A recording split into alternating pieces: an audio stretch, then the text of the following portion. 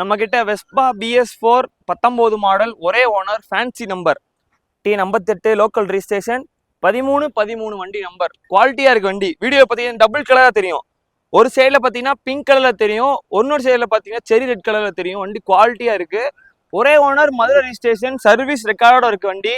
லாஸ்டா பண்ண service bill நம்மகிட்ட அப்படியே கொடுத்துருக்காங்க. அதில் கிலோமீட்டர் மென்ஷன் ஆயிரும். உங்களுக்கு என்னென்ன சர்வீஸ் பார்த்துருக்காங்க எல்லாமே இருக்கும்.